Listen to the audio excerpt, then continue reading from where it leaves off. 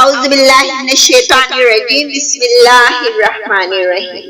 السلام علیکم ناظرین و سامعین، میلو اسلام چینل کی طرف سے مخاطب۔ اللہ سے غلطی کی معافی کیسی مانگی جائے؟ آج جو سپیچ ہم نے آپ کے لیے تیار کی ہے وہ مفتی عبدالشکور قاسمی کی کتاب کفر یا کلمات سے لی ہے۔ اللہ سے غلطی کی معافی کیسی مانگی جائے؟ حضرت ابوبکر صدیق رضی اللہ تعالیٰ عنہ سے روایت ہے کہ انہوں نے نبی پاک صلی اللہ علیہ وآلہ وسلم سے سنا ہے کہ جب آدمی سے گناہ سرزد ہو جائے تو پہلے اچھی طرح وضو کرے، پھر 2 رکعت نفل پڑھے، پھر اللہ سے استغفار کرے، گڑ گڑا کر اللہ سے معافی مانگے۔ یعنی ایمان والے لوگ جب کسی گناہ میں مبتلا ہو جاتے ہیں تو ایمان اور یقین سے بھرپور ضمیر ان کو ملامت کرتے ہیں، اس طرح وہ اللہ تعالیٰ کی طرف پھر سے رجوع کرتے ہیں اور معافی مانگتے ہیں اور آئندہ غلطی نہ کرنے کا وعدہ کرتے ہیں تو اللہ تعالیٰ ان کا توبہ قبول فرماتے ہیں۔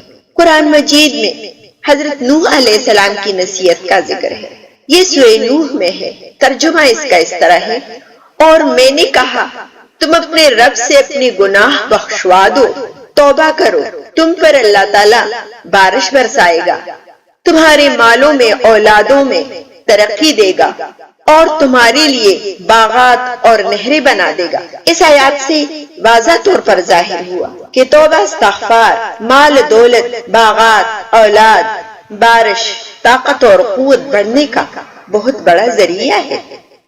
ایک حدیث میں ہے کہ جب بندہ توبہ استغفار میں لگا رہتا ہے تو اللہ تعالیٰ اس کے ہر مشکل سے نکلنے کا راستہ بنا دیتا ہے اور ہر فکر کو ہٹا کر کشادگی عطا کر دیتے ہیں اور اس کو ایسی جگہ سے رزق دیتا ہے جس سے اس کو گمان بھی نہ ہو، اور جس نے توبہ کرنے کے بعد اس پر عمل نہ کیا تو اس کا توبہ ہی نہیں ہے۔